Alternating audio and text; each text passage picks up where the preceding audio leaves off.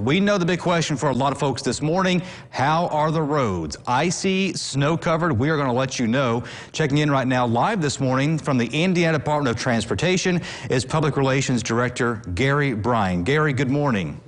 Good morning to you, sir. All right, so let's get right to it. We know NDOT crews have been busy since yesterday, late afternoon, early evening. What are you hearing this morning from those plow drivers?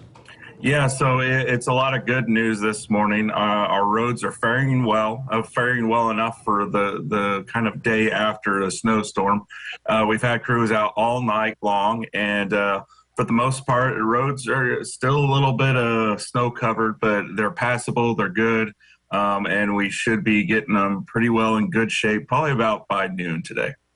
So if you can help us with this here, we had that rain going on yesterday, which really you guys just couldn't really do much pre-treating with salt because that would wash it away. So That's right. What challenges are you facing this morning that really help those roads, I guess, actually end up being pretty good?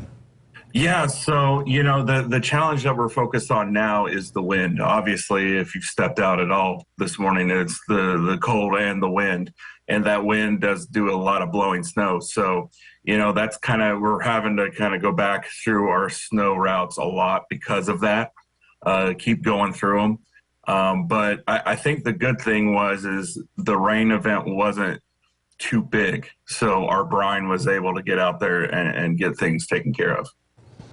Let's talk about the salt now, because I know there's a temperature kind of threshold of where salt really just doesn't work. And I think we're pretty much well below that threshold. So how do you keep these roads cleared or try to get them clear when we're so cold? Yeah, so we are going to put salt down, and there's some additives that we can put with the salt to help make it more effective. But, you know, at this point, it's doing the best that we can do. I feel like once you get to this temperature, not a whole lot works, whether it's salt or anything else for that matter. But, you know, the brine is effective down to -5, so that helps. And yeah, getting that salt with additives and everything, it just whatever we can do to just make the roads better.